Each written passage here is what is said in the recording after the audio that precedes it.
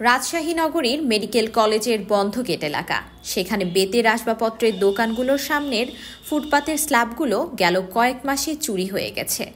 এর আগে গত বছর ডাবতলা মোড় থেকে সিটি হাটের রাস্তার দুই পার্শ্ব স্ল্যাবগুলো চুরি হয়। এতে চরম ভোগান্তিতে পড়ছেন পথচারীরা। হাঁটাহাঁটি করতে লাগলে পড়ে যায়, গ্যাপে পা ঢুকে যায়, বুঝতে পারে না। রাস্তার মনে করেন যে স্ল্যাব নাই, এই স্ল্যাবটার জন্য আমাদের সত্যি অসুবিধা হয়। বাচ্চা কাচ্চাও মনে করেন যে পড়ে যাওয়ার রিস্ক থাকে।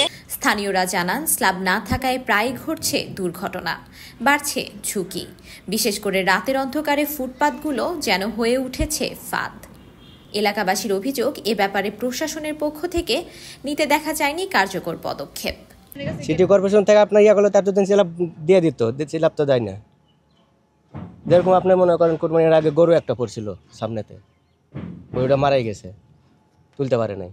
তারপরে সামনে আরেকটা স্ল্যাব আছে, ওখানে সেদিন একজন মোটরসাইকেল নিয়ে পড়ে গেছে, সেই জন্য ঢাইকা রাখা।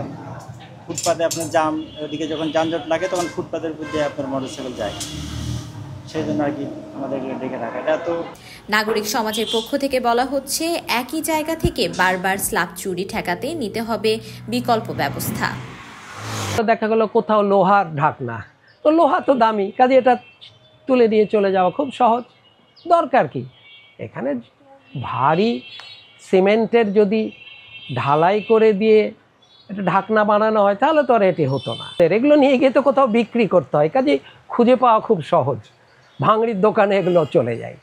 কাজেই এগুলোকেও, যারা এগুলি করছেন তাদেরকেও শাস্তির আওতায় আনা উচিত এবং প্রচারও করা উচিত। এটার বিরুদ্ধে জনসচেতনতাও খুবই জরুরি। আর সিটি কর্পোরেশন বলছে, বাজেট বরাদ্দ হয়েছে, 1-2 মাসের মধ্যে স্ল্যাব বসানোর কাজ শুরু হবে।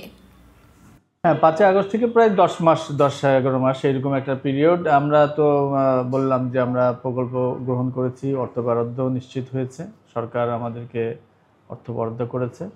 আমরা এই জুলাইতেই পেয়েছি, আমরা অলরেডি মাঠ জরিপ শেষ করছি, এই মাসেই আমরা টেন্ডারে যাব।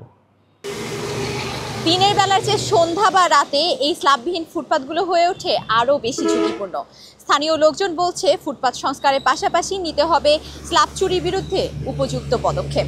আফসানা আইভি, স্কাই বাংলা, রাজশাহী।